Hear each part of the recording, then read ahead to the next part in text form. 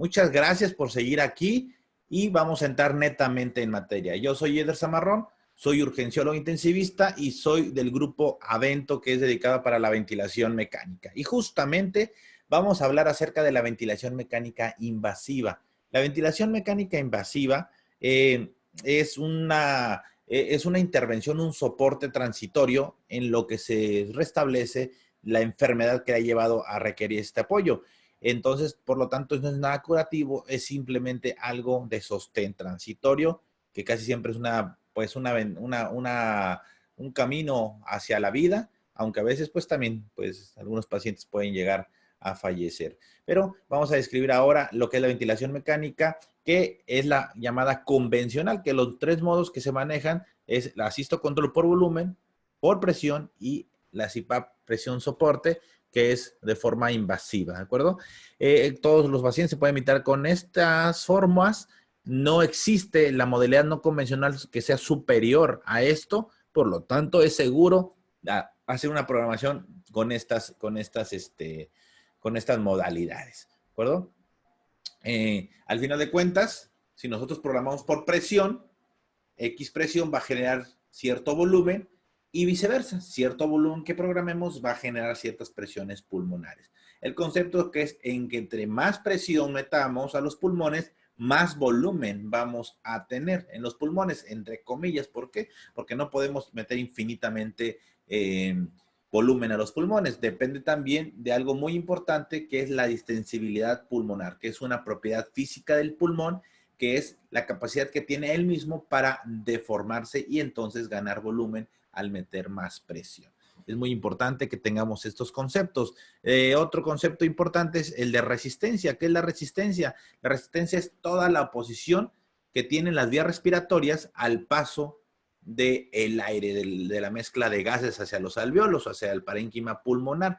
Claro, la resistencia te lo puede dar tanto naturalmente lo anatómico, todas las vías aéreas de conducción y también el sistema de tuberías, el sistema del ventilador, todo lo que son los circuitos, el tubo orotraqueal, etcétera, ¿no? Eso es algo, digamos, propiedades físicas que son fisiológicas o son algo normal que tenemos, ¿no? En el sistema respiratorio. Ahora bien, vamos a entrar ya en materia para la programación netamente por volumen y nos vamos a ir paso a paso. Los diferentes ventiladores tienen prácticamente las mismas formas, solamente hay que pues, situarnos en el modelo que tengamos y nos vamos a ir paso a paso. Número 1, el volumen tidal o volumen corriente.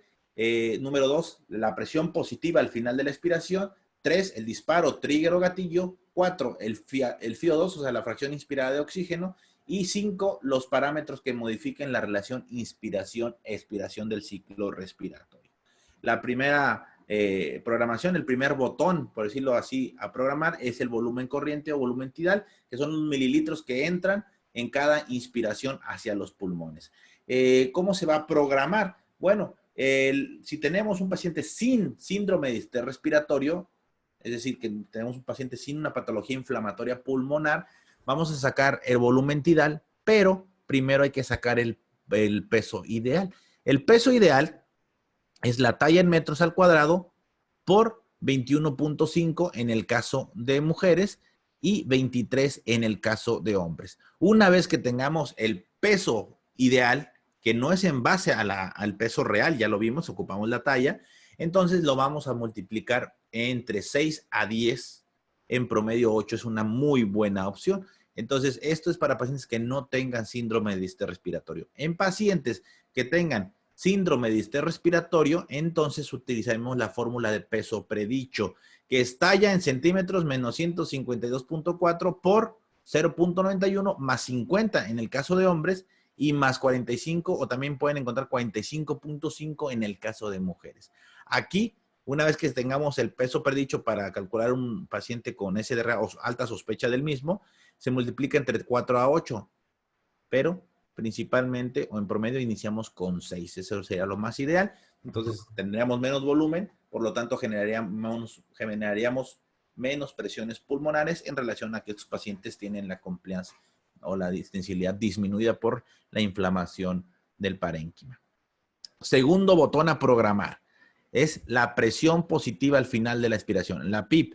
Nosotros no tenemos PIP fisiológico, nosotros tenemos una capacidad residual funcional que está compuesta por volumen de reserva expiratorio y por el volumen residual propiamente. Por más que queramos expirar forzadamente, siempre va a haber un volumen residual que es prácticamente gases, que es principalmente nitrógeno, y eso va a causar o va a evitar un colapso alveolar. Eso, junto con el factor surfactante de los neumocitos tipo 2, evita ese colapso y aparte, normalmente, ahorita como todos los que están viendo la transmisión, pues están moviendo el diafragma y así no hay mucho problema de colapso, mueve secreciones y sus alvéolos se mantienen funcionales. Sin embargo, cuando nosotros intubamos o nos intuban, o un paciente está intubado, está sedado, tiene un proceso inflamatorio pulmonar, tiene algo obstructivo, tiene situaciones que van a favorecer al colapso alveolar, el diafragma no se mueve, y entonces sí le debemos poner de forma terapéutica un PIP. En promedio, iniciamos entre 5 a 8 centímetros de agua. Si tiene un IMC más de 30, empezamos con 8, y si tiene más de 40, con 10 inclusive. ¿Por qué? Porque las personas que tienen o tenemos obesidad, tenemos mucha grasa abdominal y eso causa un efecto que disminuye la capacidad residual funcional. Esa elevación de los semidiafragmas disminuye la capacidad residual funcional, la grasa que está fuera de los pulmones, en el mediastino, etcétera, causa ese fenómeno, por lo tanto tienden más al colapso y tendríamos que ponerle este PIP. Sin embargo, pacientes que tengan tromboembolia pulmonar, que se intuben por tromboembolia pulmonar masiva, entonces se recomienda 0 de PIP, que se llama SIP. También en pacientes con asma se puede recomendar SIP, ¿vale? Y pacientes con estado de choque, por ejemplo, ellos, sobre todo el choque hemorrágico, esos tienen que ponerle 2 o 3 de PIP, solamente en lo que se restablece la hemorragia, o la volemia, perdón, que está causando esta hemorragia, y eso hará que no se impida el retorno venoso. Entonces, pero prácticamente para casi cualquier paciente, entre 5 a 8 centímetros de agua de PIP. Siguiente botón a programar, disparo, trigger o gatillo. ¿Qué significa eso? Es un valor que se programa en el ventilador y este va a detectar cuando el paciente inspire. Ya ven que cuando expiramos generamos presión negativa. Entonces, cuando el paciente inspira y genera cierto cambio de presión hacia negativo, por ejemplo, menos 2 centímetros de agua, entonces el ventilador detecta en su válvula inspiratoria que el paciente está inspirando y permite que abra esta válvula y entregue el volumen tidal que previamente se ha programado. Si no tiene esa fuerza, si no activa ese disparo, trigger o gatillo del paciente, entonces se va a estar lanzando los ciclos respiratorios, o sea, el volumen tidal va a estar entrando y metiendo a la frecuencia respiratoria que programemos más adelante. Ahora bien, se puede programar por presión, que es lo más clásico, o también se puede programar por flujo. El hecho de que exista una ausencia de flujo cuando el paciente inspira, el ventilador lo detecta y abre la válvula para entregar entonces la mezcla de gases programadas previamente. ¿De acuerdo? Entonces, ¿cuál es lo normal? Lo normal es que se programe en menos 0.5 a menos 2 centímetros de agua y el flujo 1 a 3 litros por minuto. Si no saben qué escoger, pues pueden irse a 2 y entrarían en rango, ¿de acuerdo? Entonces es sencillo el disparo, trigger o gatillo. En ventilación mecánica invasiva, aquí por presión o por volumen, en este caso por volumen, determinará si el paciente está con una modalidad controlada o si está asistida. Ven aquí arriba en este gráfico de presión-tiempo, el cual, pues, si se dan cuenta, no tiene PIP. Empieza de 0. Inspiración, expiración, inspiración, expiración. El volumen tidal que entra a los pulmones genera un aumento en la presión. La salida del volumen tidal de los pulmones, pues disminuye la presión. Y si se dan cuenta, aquí no existe ninguna onda de deflexión negativa. Significa que aquí el ventilador es el que lo está iniciando. Y aquí abajo, si se dan cuenta, sí hay una onda de flexión negativa previo al ciclo respiratorio. Esto significa que el ventilador no está iniciando el ciclo. El paciente es el que está iniciando el ciclo. Por eso, por lo tanto, no se llama controlado, se llama asistido. Entonces, arriba dice, tengo una ventilación mecánica controlada por volumen y en la parte de abajo se debe decir una ventilación mecánica asistida por volumen. Y se da cuenta, los ciclos son irregulares porque nuestra respiración es más irregular. Siguiente botón a programar, la fracción inspirada de oxígeno. Esta debe ser la necesaria para lograr objetivos. Es decir, una saturación entre 92 a 96. Recuerden que en pacientes con SDRA desde 88 a 92, 94 es suficiente, igual que en pacientes con EPOC, ¿de acuerdo? Pero generalmente entre 92 a 96 puede inclusive tener hasta 21% de FIO2, no hay ningún problema mientras mantenga las metas de oxigenación. Si tomamos una gasometría, no debemos de pasarnos de 100 milímetros de mercurio, de PaO2. Ahora bien, hay que tratar de evitar el FIO2 al 100%. ¿Por qué? Porque el hecho que entre FIO2 al 100% a los alveolos o que el paciente esté saturando por arriba del 96, 98%, le va a causar un fenómeno de desnitrogenización alveolar. Recordemos que el nitrógeno ocupa el 78% de la mezcla de gases y es un gas pesado que no se difunde y por lo tanto feruliza el alveolo. Si nosotros le metemos mucho oxígeno, mucha cantidad, mucha presión arterial, mucha presión alveolar en este caso de oxígeno, va a desplazar al nitrógeno. Y la naturalidad del oxígeno es que se difunda al capilar pulmonar. Y después de esto, pues ahora sí, como no hay nitrógeno, se colapsa el alveolo. Y eso lo podemos ver en muchos procedimientos, por ejemplo, transquirúrgicos, que le ponen PIP de 0 y le ponen FIO2 al 100 y el paciente está saturando al 100% y salen y después requieren oxígeno y hacen atelectasias por este fenómeno de desnitrogenización alveolar. Por lo tanto, no sería lo conveniente. Incluso dicen que es preferible tener 99% de FIO2 porque así permite al menos que entre un 1% de nitrógeno. Entonces, hay algunas excepciones, ¿verdad? Por eso se pone nunca entre comillas. Y ya por último, la relación inspiración-expiración. En este caso está condicionada por 3 parámetros: la frecuencia respiratoria, el flujo inspiratorio y la pausa inspiratoria. Obviamente en el contexto que ya programamos los valores previos, ¿de acuerdo? Pero recuerden que la frecuencia respiratoria y el flujo inspiratorio son los que comúnmente pues, se necesita porque la pausa inspiratoria no es necesaria programar. ¿De acuerdo? La frecuencia respiratoria la vamos a programar entre 12 a 20 de forma inicial. Casi todos iniciamos con 15, 16 de frecuencia. 14, 15, 16, lo que quieran ponerle, pero se va a modificar esta frecuencia acorde al CO2 objetivo. Normalmente a nivel del mar entre 35 a 45, en promedio 38 a 40 de CO2, eso es lo que buscamos, pero va a variar acorde a diferentes circunstancias, como a una altura sobre el nivel del mar hay menos cantidad de CO2. Por ejemplo, en la Ciudad de México más o menos son como 32 milímetros de mercurio. En una embarazada se prefiere como 30, más o menos 30 milímetros de mercurio de CO2, etcétera, ¿sale? Y en otra situación importante es en la acidosis metabólica, porque estos pacientes requieren menos CO2 para poder compensar al bicarbonato. Si es un niño, si es un chiquito, aquí pongan mucha atención en esta tabla. Entre más chiquito esté, más respira, más veces respira por minuto y pues prácticamente en alguien de mayor de 14 años, pues ya es prácticamente un adulto. Aquí, por ejemplo, en alguien con 1 año de edad, su frecuencia va entre 24 a 40, pueden poner, por ejemplo, 30, 32 y entraría en la percentila correspondiente. Ahora bien, siguiente paso a programar. Instauramos X frecuencia respiratoria y después modificamos el flujo. El flujo es la velocidad con que metemos el volumen tidal del ventilador a los pulmones. Entonces, si tienes una mayor velocidad de flujo, va a durar menos la inspiración. Y si tienes una menos velocidad de flujo, va a durar más la inspiración, ¿de acuerdo? Porque, por ejemplo, si le pones a 60, entra rápido el volumen tidal. Si le pones a 25, entra más despacito el volumen tidal y eso modula la inspiración, que es lo que controlamos en ventilación mecánica. Cuando buscamos regularmente 1 a 2, ¿sale? Máximo 1 a 1.3, pacientes con asma o EPOC agudizados que estén con atrapamiento, se requiere mucha más IE, pero eso requerirá digamos, una sesión correspondiente para la ventilación ya patológica pulmonar. Pero pues lo necesario para una relación inspiración-expiración, 1 a 2. Si tenemos flujitos, si tenemos pediátricos, necesitamos flujitos porque volúmenes pequeños requieren flujos pequeños. ¿De acuerdo? Imagínense meter 100 mililitros a una velocidad de 60 litros, no va a durar nada en la inspiración y va a tener relación 1 a 20 y eso pues obviamente no es adecuado. ¿Qué tipo de flujo vamos a entregar?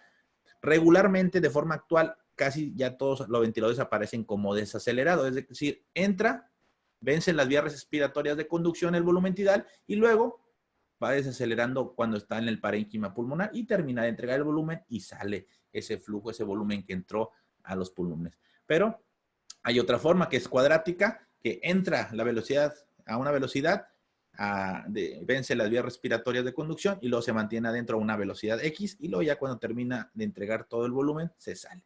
Por lo tanto, es más noble, es menos dañino para el epitelio alveolar, pues algo desacelerado. Incluso en su momento hubo algo acelerado que es pues mucho más dañino para el epitelio alveolar. Ahora bien, la pausa inspiratoria no es necesaria programarla de forma continua en cada ciclo, ¿de acuerdo? Pero sí sirve para medir una presión meseta de forma continua cuando querramos, o lo podemos hacer simplemente manual. Poner la pausa inspiratoria y sacar una presión meseta. Vean cómo aquí, en esta parte del ventilador, tenemos un gráfico de presión-tiempo donde hay presión inspiratoria, una pausa inspiratoria, vean cómo hay flujo cero y el volumen se queda dentro de los pulmones, y después aquí llegué yo y le quité la pausa inspiratoria porque no es necesaria, entra, sale, y aquí está ya diferente, como hay con pausa y sin pausa. ¿Por qué? Porque la pausa inspiratoria favorece a que el paciente tenga más asincronías, que es algo muy deleterio en nuestros pacientes bajo ventilación mecánica, y realmente la pausa inspiratoria no es fisiológica, nadie respira, no, ¿verdad? Todos inspiramos, expiramos, dice Orlando, solamente aquel que tenga enamoramiento respira así, suspira. Por eso dicen que el enamoramiento es antifisiológico. Entonces, pues prácticamente no es necesaria. Pero sirve para sacar la presión meseta. Recuerden que la volumen entra a la caja torácica y choca con la sumatoria del parénquima alveolar más la caja torácica, y eso es la presión pico que se genera. Después se redistribuye en los pulmones y le podemos, que es prácticamente cuando el flujo está a cero, y entonces es la presión meseta. Por eso debemos de hacer la pausa inspiratoria para saber cuánto presión se generó con el volumen que metimos a los pulmones. Por ejemplo, aquí tenemos un gráfico que es el más esquemático de presión-tiempo, y aquí tenemos la presión como incrementa cuando va entrando el volumen tirado a los pulmones, genera una presión pico.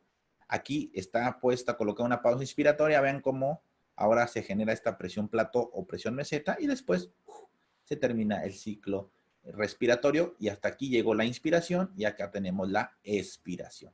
Este paciente sí tiene PIP y este paciente está controlado, no está asistido. ¿Por qué? Porque al final de cuentas no hay una deflexión negativa antes del ciclo respiratorio. Muy importante que esa presión pico se mantenga menos de 35 centímetros de agua, porque pues puede generar un neumotórax, tantas presiones en las vías respiratorias. También algo importante es que ya en su momento se verá en alguna otra sesión, pero de manera inicial la presión plató esté menos de 28, idealmente menos de 25, pero de manera inicial siempre menos de 28. Y que la presión transaérea, que es la pico menos la meseta, esté de 3 centímetros de agua o menos. Eso es como que algo básico que debemos de saber cuando estamos con una programación inicial. Si se detectan fuera de esto, hay que entonces ventilar correspondientemente a un patrón obstructivo cuando esté una presión transaérea alta, o un patrón restrictivo cuando esté una meseta alta.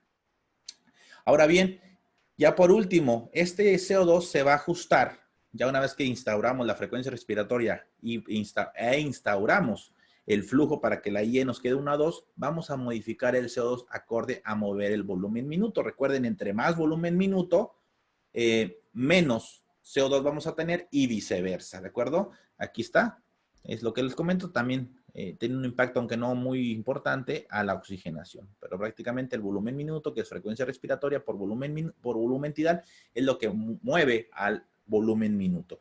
Pero si ya hicimos un cálculo difícil para el volumen tidal, entonces, ¿qué es lo que vamos a hacer? Lo que vamos a hacer de manera inicial es mover la frecuencia respiratoria para tener un CO2 ideal. En este caso, vean, tenemos una frecuencia respiratoria actual X por un CO2 actual X entre el CO2 que queremos. Vamos a poner 38 milímetros de mercurio, y entonces aquí tenemos que, por ejemplo, una frecuencia respiratoria en el ventilador programamos de 16 y tenemos un CO2 de 50 entre 38, y nos va a dar la frecuencia respiratoria que ahora vamos a modificar en el ventilador mecánico, ¿de acuerdo? Sirve tanto para bajar el CO2 como para subir el CO2 a la meta que nosotros queramos. ¿Vale?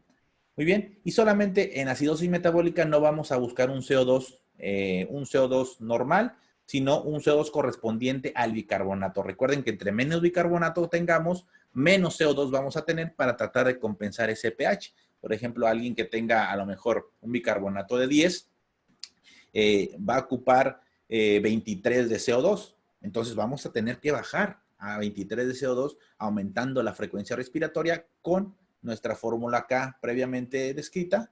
Aquí en lugar del CO2 esperado o el CO2 deseado, buscamos el CO2 esperado acorde a la fórmula de Winters que también se mencionó con el doctor Chava en la primera parte de este taller. Y bueno, esos son, digamos, los parámetros que hay que programar. No se pueden ir en orden, pueden darle pantallazo a esto para que lo tengan ahí a la mano y pues puedan programar su ventilador de forma inicial, de forma sencilla.